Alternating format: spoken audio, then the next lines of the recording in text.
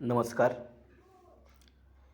मराठा विद्याप्रसारक समाजाचे कर्मवीर आबासाहेब तथा नाम सोनवणे कला वाणिज्य व विज्ञान महाविद्यालय सटाणा मराठी विभाग, मी डॉक्टर सुदाम राठोड, TYBA वर्गासाठी विद्यापीठ नियत अभ्यासक्रम S4 या अभ्यासक्रमाचा थोडक्यात आढावा आपण घेणार आहोत.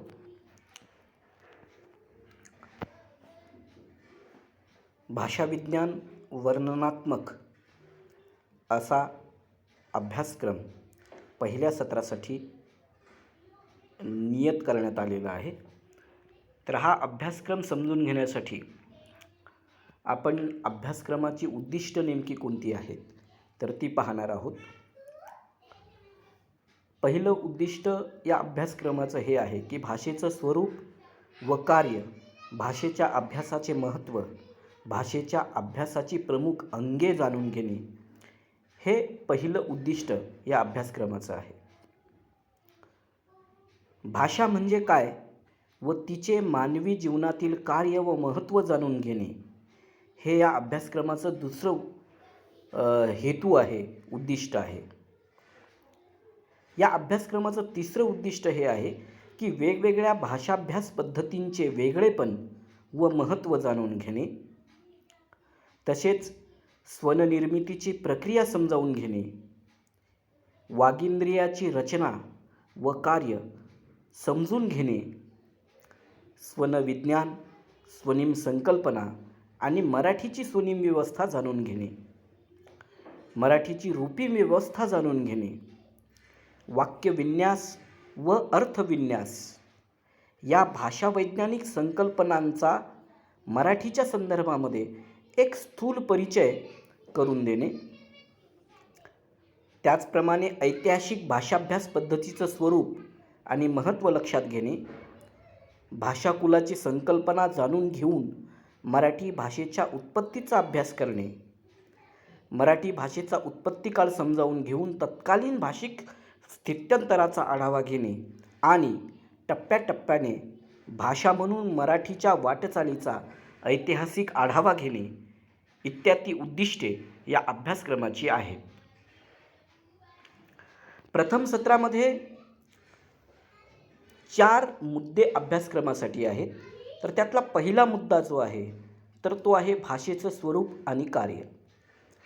तर या पहिल्या मुद्द्यामध्ये किंवा या पहिल्या मुद्द्याच्या अंतर्गत भाषेचं नेमकं स्वरूप कसं आहे, भाषेची निर्मिती कशी होते, भाषेचं कार्य कशा पद्धतीनं पार पडतं, तर या सगळ्या गोष्टींचा आढावा भाषेचं स्वरूप व कार्य या मुद्द्यांच्या अंतर्गत आपल्याला बघायचं आहे. दुसरा मुद्दा आहे या अभ्यासक्रमामधला, तो म्हणजे स्वनविज्ञान आणि स्वननिर्मिती. प्रत्येक गोष्टीचं एक विज्ञान असतं, तर तसं भाषेचं एक विज्ञान आहे आणि त्या भाषेचं विज्ञान स्वनविज्ञानापासून सुरू होतं. तर स्वनविज्ञान म्हणजे नेमकं काय आणि स्वननिर्मिती कशी होते तर तेही आपल्याला प्रथम सत्राच्या अंतर्गत या दुसऱ्या मुद्द्यामध्ये करायचं आहे. तिसरा मुद्दा आहे तो आहे स्वनिम विचार. स्वन, स्वनिम, स्वनांतर हे आपल्याला बघायचं आहे. स्वन म्हणजे नेमकं काय, स्वनिम म्हणजे नेमकं काय, त्याचं स्वनांतर म्हणजे नेमकं काय, तर या सगळ्या गोष्टींचा आढावा स्वनिम विचार या मुद्द्याच्या अंतर्गत आपल्याला करायचा आहे. आणि सगळ्यात शेवटी रूपिम विचार. स्वनिम आणि रूपिम, रूपिका, रूप, रूपिका आणि रूपिकांतर, तर असे 3 विभाग जे रूपिमचे आहेत तर ते तीनही विभाग आपल्याला बघायचे आहे. स्वनिमामध्ये आणि रूपिमामध्ये नेमका फरक कोणता आहे, रूप कशाला म्हणायचं, रूपिका कशाला म्हणायचं, रूपिकांतर कशाला म्हणायचं, तर या गोष्टींचा विचार रूपिम विचाराच्या अंतर्गत आपल्याला करायचा आहे. तर आपण जसं बघितलं की आपल्याला पहिला मुद्दा जो देण्यात आलेला होता अभ्यासक्रमासाठी तर तो होता भाषेचे स्वरूप आणि कार्य. तर या भाषेचं स्वरूप आणि कार्यामध्ये नेमक्या कोणत्या गोष्टींचा अंतर्भाव आहे भाषेचं स्वरूप कसं असतं, त्याची कार्यप्रणाली कशी असते, ते समजून घेणं फार महत्त्वाचं आहे. आणि त्याच्या अंतर्गत जे मुद्दे आहेत अभ्यासण्यासाठीचे, तर त्यातला पहिला मुद्दा हा आहे की भाषा ही एक सहज क्रिया आहे. भाषा ही सहज क्रिया का आहे? की आपल्या मनात आलेला एखादा विचार आपण पटकन कुठल्यातरी ध्वनींच्या उच्चारणांमधून, त्या समुच्चयामधून दुसऱ्यापर्यंत पोहोचत असतो. संदेशाची देवाणघेवाण करत असतो. ही संदेशाची देवाणघेवाण करत असताना आपल्याला फार काही अडथळा जाणवत नाही. ती एक सहज क्रिया म्हणून आपण त्याच्याकडे बघतो. जन्माला आलेला कुठलाही माणूस कुठल्या ना कुठल्या भाषिक समूहामध्ये जन्माला आलेला असतो आणि त्या भाषेचे संस्कार त्याच्यावर जन्मजात झालेले असतात. त्याच्यामुळं भाषा बोलण्यासाठी फारशी अडचण त्याला येत नाही. तर ही भाषा जी असते, तर म्हणून ती एक सहज क्रिया असते असं आपल्या लक्षात येईल. याच्यामध्ये दुसरा मुद्दा आहे तो भाषा एक अर्जित वस्तू. अर्जित म्हणजे काय? अर्जित म्हणजे प्रयत्नपूर्वक शिकणे, समजून घेणे. भाषा ही अर्जित वस्तू असा शब्द वापरला आहे. वस्तू म्हणजे एखादा दृश्य वस्तू जशी असते, दगड असेल, झाड असेल, डोंगर असेल, इमारत असेल, तर या वस्तू दृश्य आहेत. आणि दृश्य वस्तू असून त्याला एक स्वतःची घनता आहे. आपण त्याला स्पर्श करू शकतो, पण भाषेला शब्दांना स्पर्श करू शकत नाही. तर ही जी भाषा आहे, भाषा नामक वस्तू आहे, तर ही वस्तू अदृश्य पण जाणवणारी अशा प्रकारची आहे. आणि ही जाणवणारी जी वस्तू आहे, तर ती अर्जित अशा प्रकारची आहे. म्हणजे काय? अर्जित म्हणजे माणसानं प्रयत्नपूर्वक ती शिकावी लागते. ती नैसर्गिकरित्या एखाद्या माणसाकडे ती चालून येत नाही, तर ती शिकावी लागते. एखाद्या भाषिक समूहामध्ये एखादं मूल जन्माला आलं म्हणजे त्या भाषेचे संस्कार घेऊनच ते जन्माला आलं असं होत नाही, तर ते जन्माला आल्यानंतर त्या भाषाचं संस्कार त्याच्यावर होत जातात. आपण उदाहरण म्हणून असं समजून घेऊ शकतो की दोन जुळी मुलं जर जन्माला आलेली असली, एखाद्या मराठी भाषक कुटुंबामध्ये जन्माला आलेली असली, तर जन्मल्याबरोबर एखाद्या मुलाला चीनमध्ये ठेवण्यात आलं, तर त्याच्यावर जे संस्कार होणार आहेत, तर ते चायनीज भाषेचे होणार आहेत. आणि त्याचाच एक भाऊ जो मराठी भाषिक समूहामध्ये राहील, वाढ होईल, तर त्याच्यावर मराठी भाषेचे संस्कार होणार आहेत. म्हणजे भाषा ही जन्मजात नसते, तर ती संस्कारानं मिळत असते, शिकून मिळत असते. म्हणून भाषेला अर्जित वस्तू असं म्हटलेलं आहे. त्याच्यानंतर तिसरा उपमुद्दा आहे तो आहे भाषेचं मुख्य कार्य कोणतं आहे. भाषेचं मुख्य कार्य कोणतं आहे ते आपण विस्तारानं पुढे बघणारच आहोत. त्याच्यानंतर भाषेचा आधार काय आहे, तर ते आहेत संकेत. संकेत भाषेचा आधार. कारण सांकेतिक व्यवस्था असल्याशिवाय भाषेची निर्मिती शक्य नाही, शब्दांची निर्मिती शक्य नाही. म्हणून सगळ्यात मोठा भाषेचा आधार कोणता आहे, तर तो आहे संकेत. त्याच्यानंतर पाचवा उपमुद्दा जो आहे, तर तो आहे शारीरिक आणि मानसिक क्रियांचा संयोग.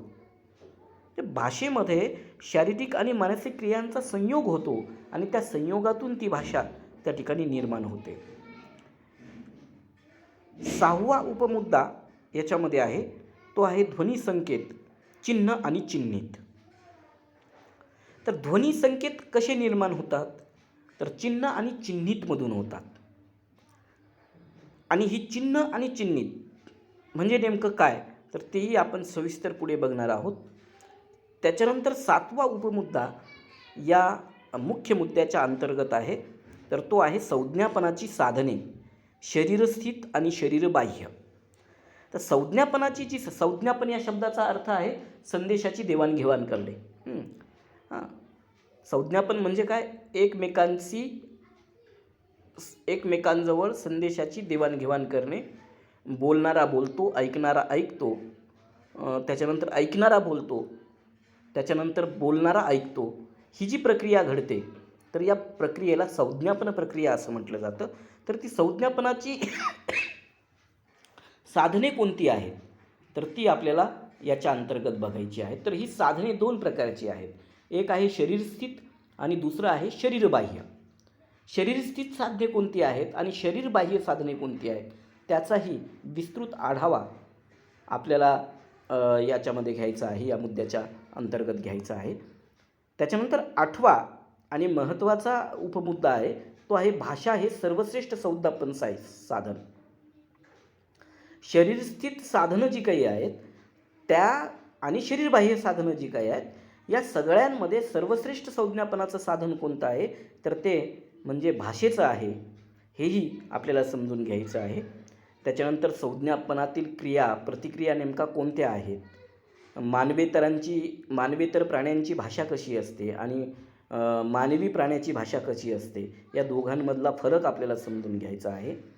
त्याच्यानंतर भाषा एक सामाजिक संस्था, भाषा आणि व्यक्तिस्वातंत्र्य याही मुद्द्यांचा अंतर्भाव या प्रमुख मुद्द्यांतर्गत केलेला आहे. तर त्याचाही आढावा आपल्याला घ्यायचा आहे. त्याच्यानंतर भाषेच्या अभ्यासाची नेमकी आवश्यकता का निर्माण झालेली आहे, कशासाठी निर्माण झालेली आहे, तेही पाहणं गरजेचं आहे. भाषाभ्यासाची अंगे, भाषाभ्यास पद्धतीची ओळख आपल्याला करून द्यायची आहे.